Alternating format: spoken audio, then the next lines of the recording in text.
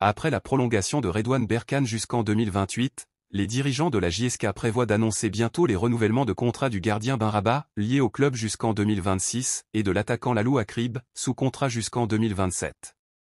Bien que les négociations n'aient pas encore commencé, leurs nouveaux contrats incluront vraisemblablement une revalorisation salariale et une clause libératoire augmentée, comme pour Berkane, dont la clause a été augmentée, après avoir prolongé son contrat avec la JS Kabylie, le liant au club jusqu'en 2028.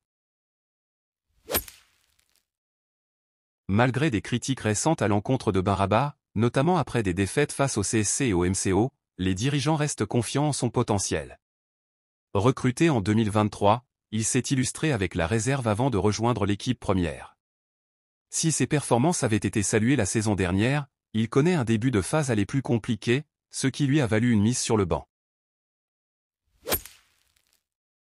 De son côté, Akrib, actuellement avec l'équipe nationale U20, est considéré comme l'un des attaquants les plus prometteurs du championnat. Bien qu'il ait été peu utilisé en début de saison, il a su prouver sa valeur lors de ses apparitions, malgré une forte concurrence à son poste. Sa clause libératoire, attendue à plus d'1 million d'euros, reflète l'ambition du club de protéger ses talents face à l'intérêt croissant des recruteurs. Cette politique de clauses élevées, déjà appliquée à des joueurs comme Boualia et Berkane, vise à retenir les pépites du club tout en leur permettant de rêver d'une carrière internationale.